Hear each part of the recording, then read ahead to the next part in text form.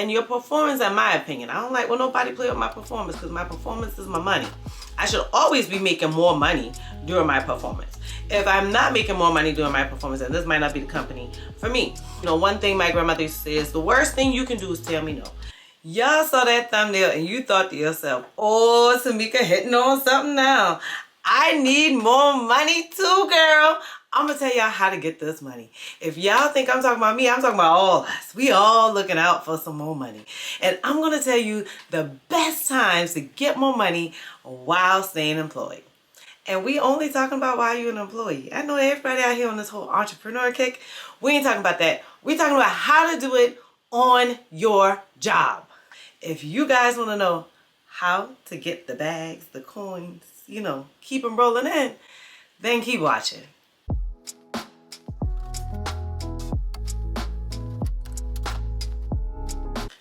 Now, a good time to always ask for more money is doing performance reviews.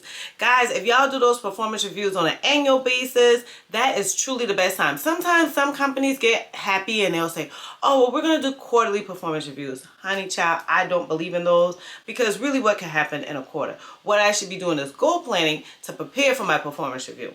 But if your company's like, well, we do them every 6 months. Okay, if a lot of things change with your company on a regular basis and it seems like you're getting a lot of value out of these performance reviews and you're not sitting there talking about the same thing over and over, then cool. But at your anniversary is when you should be requesting more money. You've had a year of learning new skills. You've had a year of showing all of your skills and abilities.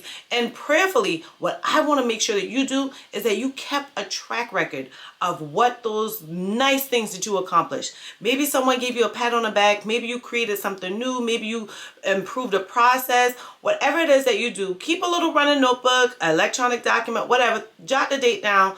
Don't go through your performance review saying, I'm going to list all 50 of these things that I did this year. No. Go through and look at some of the big things, some of the things that were instrumental, some of the things that really made an impact. I'll give you an example of one thing that I did. For some reason, my HR director had taken me out of the meeting where we negotiated benefits. And so she came back with these contracts and didn't show me the contracts. Didn't give me access to it or anything. While I'm reconciling the invoices, which is over like $1 million. There was $1.3 million just for medical, and so everything else just added on top of that. So almost $2 million in benefits that I reconciled on a regular basis, right? And so while I'm going through these invoices, I'm like, okay, everything's reconciling except my short-term, long-term disability, things of that nature, right? And so I'm like, hey, what's going on? I told her, hey, you need to speak with the broker or you need to speak with the carrier, figure out why we're not aligning, because I've gone through this thing a few times, a couple months, and each month is still wrong. So something's not hitting. I already checked the formulas in our system to make sure we're pulling the right money from our employees' salaries or from their paychecks. I already went through and looked at the invoice and it's just not matching. Well, she didn't go and correct it because she didn't know what the hell she was doing. So I went ahead and luckily I had a really good relationship with the broker and I was like, hey, can we sit down and like figure this out? Because for me, it was bothering me because I was like, how am I missing $500 to $800? So one month it's like $500, another month's like $800. You know, it continuously changed and I was like, how am I missing this? So it was really bugging me. I spent some time, sat down with the broker and she was like, oh, Timeka, do you have the contract? And I said, no. She's like, good, that's okay, I have it.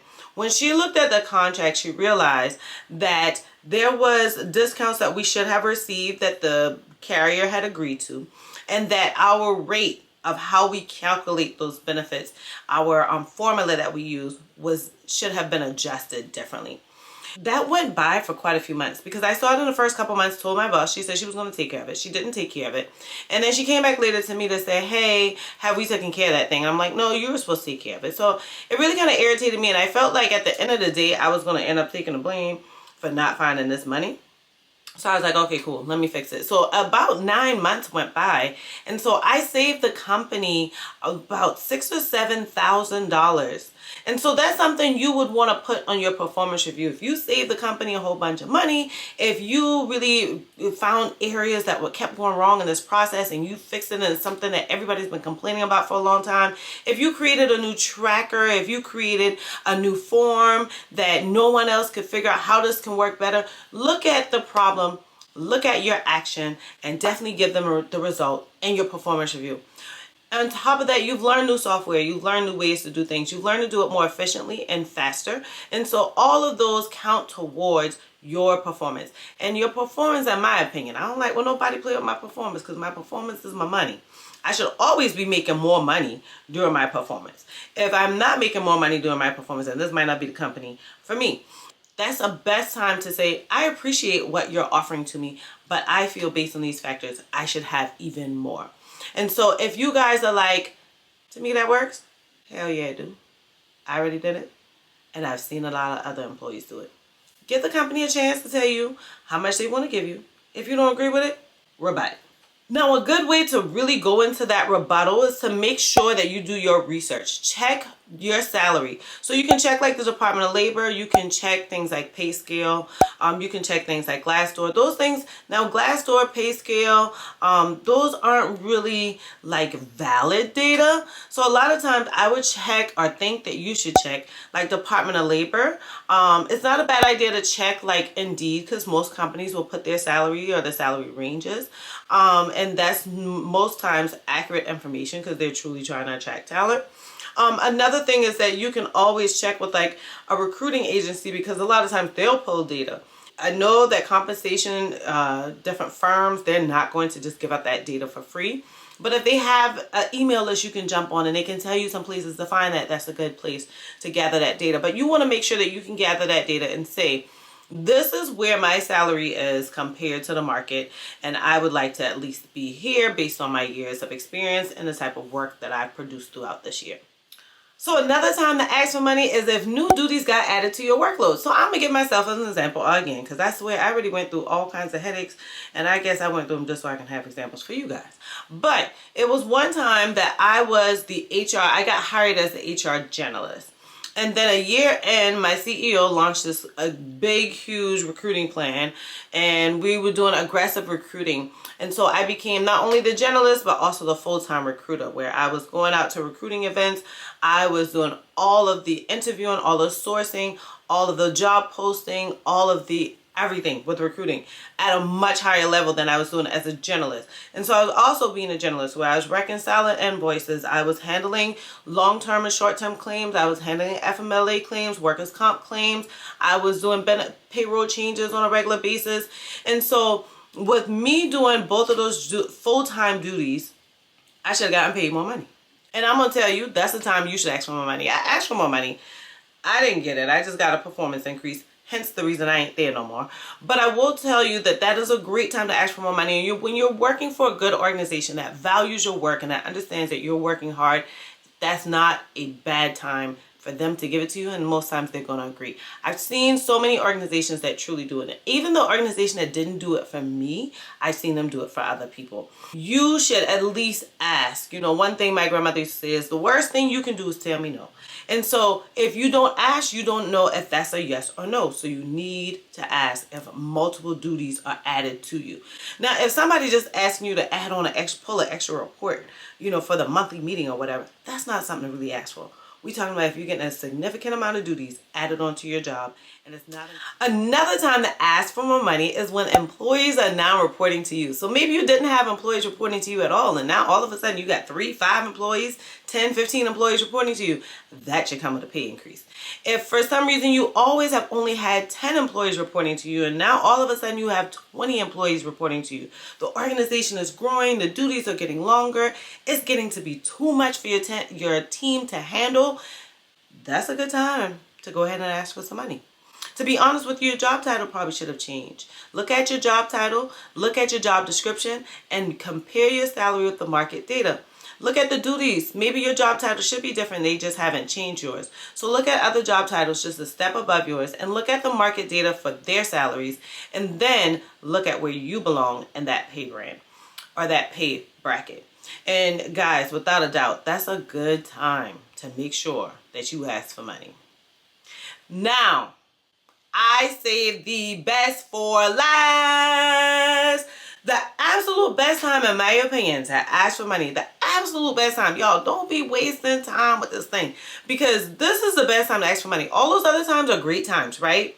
because you've already been with the organization for a while. You've already been working for them for a while. You've been doing your due diligence. You know about it. You have internal knowledge now. That's always all great times. All three of those options are really good times to ask for money. But the best time that you should always try to grab that bag is that offer. Whenever a job is offered to you, that is the company's most vulnerable time. Like, they have literally put in every resource they can. They've went through and interviewed all of these people. You were the best that they found. Let's say like they didn't have a really good applicant pool, right? So let's say you didn't apply for like an administrative assistant job. You didn't apply for a finance job or HR job, because most times you get tons of applicants with those. Let's say you applied for something different. Maybe they didn't have a really good applicant pool. Maybe they only had 20 candidates. Maybe they already been searching for these 20 candidates for the last 3 months. At the end of the day, you were the best that they can find. Okay, now let's say they had a super saturated applicant pool and there were hundreds of candidates and they went through tons of interviews and they went through tons of rounds, is what they like to call it. And maybe they already gave all this homework to all of these people. You were the best that they had.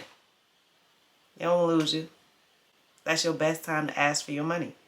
That's your best time to negotiate an extra day off. That's your best time to negotiate for a work from home type of schedule. That's your best time to negotiate for a bigger discount on your benefits. That's the best time to negotiate for them paying for your internet bill. That's the best time for you to negotiate for them paying for your HR certification. That's your best time for you to negotiate for them paying for your cell phone bill, your internet bill. Most of those are pretty common ones. And I bet all the time you guys always think, I should just negotiate for the money. No, negotiate for everything that hits your pocket. I get so many people that say to me over and over again, Timeka, should I go ahead and get my certification so that I can get this job? Timeka, should I go ahead and get this degree so I can get this job? No, honey, let the company pay for it. Let the company pay for it. If they are willing to hire you without it, let them pay for it. If they say it's a requirement that you need it, and let's say by chance you put on there that, maybe you put something that pertains to it and they're thinking you already have it and then they realize you don't. Say, hey, listen, if you're willing to pay for it, I can guarantee you that I'll get it in the first 6 months or a year. That's all you got to do. Like, you're negotiating. This is your best negotiating time, is at offer. That's when you want to go ahead and compare like your last salary and see where you're comfortable at. I hate when people go and take jobs and they're like, oh, but they're paying the same thing my last company was paying for. Are they paying just a little bit more than my last company? No, you should be going for monumentals more. At minimum, like 30%. I mean, I hear a lot of people say 30%, but me personally, I like a pay that's going to look different in my take-home paycheck. I don't want it to look good in the gross. I want it to look good in the net. Because Uncle Sam going to take his money and I still got to pay for benefits and all of that stuff. At the end of the day, I want to make sure that my take-home looks different than my take-home at the last company. Something that where I'm noticing a significant change in my paycheck. And that's what you should be doing. I always try to make sure I don't go for nothing less than $10,000 to $15,000 more. And that's a low side of things. Like, that's a low side. You should be going for something that truly looks significant. Make sure that if you're not just going for more money, that you're looking at all of these things that take money out of your pocket. If you're still working on a degree, get that company to pay for it. If you know you're going to be done with that in a year or so, say, hey, listen, I'll have this done in a year. They'll pay for it and then know that they're going to keep you for a year. That's your best time to get more money. If you guys already bought the Leveling Up Your Career notebook, then I'm going to stop right here. Because I'm already trekking through what I told y'all in that book. If you have not bought that ebook, go to heyhr.com so you can learn how to negotiate for your money. In the Leveling Up Your Career ebook, it's on page 44. It starts there. And not only do I tell you how to negotiate for that money, I tell you how to request it in email and I tell you how to request it by phone. I go ahead and go through a whole little verbiage of exactly what you could say. So in that ebook, it tells you how to grab that money. Go to HR.com, grab that ebook. Now, if you're like, Timeka, all of these things are really, really good, but I already missed all those opportunities, or I can't wait for those opportunities, or some of those opportunities don't apply to me. How can I just ask for more money because I know I need more money, or I know I've really worked here for the last X number of years and all of these situations have passed me over and over again and I never got my money? First thing you want to do is do your research. I already talked about this in this video. If I didn't talk about it in this video, I already talked about it in a different video. Nope, I talked about it in this video. So I already talked to you guys about how to get your research, how to go out there and use like pay scales, salary.com, Department of Labor's website, Indeed job postings. There's just so many places that you can use to gather that data. It's not going to be strict data, so don't hold yourself to it. Don't get alarmed if you're like, oh, but they're off by a good amount. Then you make a range from the worst and best case scenario of all of those data sets that you pull together. If you're working on an HR career and you're progressing your HR career and you're like, Timeka, where do I pull this data again? Then in the HR career toolkit or the HR professional toolkit, that toolkit is, I believe, $9.99 on HeyHR.com. I go through and I give you an HR progression chart and it tells you the salaries. I already pulled that data for you. I actually got it from a recruiting firm and they are a great resource as well. They just don't always give it to just like anybody. They primarily give it to like HR professionals. But you can use that to say, okay, my next position, this is where I should be. So again, that's on HeyHR.com and you can get the HR career professional toolkit. And y'all, in that thing, it tells you like, oh, okay, that's how much money I should be making. That's factual numbers. I didn't pull them out my ass. No, those are factual numbers that you can use to make sure that you take your career to the next level. That's for HR professionals. Now, the next thing is, after you already done your research, then you want to schedule a meeting with your direct report. Whoever's that person that determines how much money you get paid, how much money they can give you, how much money is in their budget to give you, or what have you, then you definitely want to schedule a meeting with them. I always suggest putting that in writing. So if you have like a messaging system that you use, that's a pretty good system. Way to do it if you're using like Slack or like Microsoft Teams or something. But make sure to do a screenshot of it, put it in like a Word document so you can have it for yourself later that you can save at home. The best way I would think is to put it in email. And it's not a bad idea to blind copy your personal email address so that you have that in your possession. So if you can't get a hold of that company's email, you already have it. Not also a bad idea to just print it off, scan it, put it on a flash drive. Make sure you have record of that and always put that in your notes. Whenever you're tracking like your duties or your successes throughout the year, then put in there that you requested for more money on this date and this is what you requested for and this was the response that you got. Because you can use that later in your performance eval to say, hey, on this date I asked for this and you said this, and you won't forget details. So schedule a meeting with your supervisor and you can always, do that in any of those channels and then try to present that research to them and request more money. Now, another thing that you want to do, and this is something that I've always done, if I didn't get a pay increase that I, think meets my work or that I feel like I deserve or I truly work for, then what I would do is I would say, okay, you know what? I'm going to document this in my performance review. So you always have your performance review where your direct supervisor is going to tell you all the things they want to tell you about you. And then you can respond to it. So what I would do is make sure to find the most appropriate section. If it literally talks about pay in there, then use that section. If it talks about, your accomplishments throughout the year, then talk about it in that section. If it just gives you a comment section where you can just put whatever comment you want, put in there. I have presented the data showing that my salary should be at this level and this is where I currently am and I would like to get a response as soon as possible to get to this level, whatever. At the end of the day, you got to record it and so does the company. Yeah, so it looks like I covered all of my notes in here that I wanted to cover for you guys. And I really, really hope that y'all found this video helpful because I feel like this is something important to know.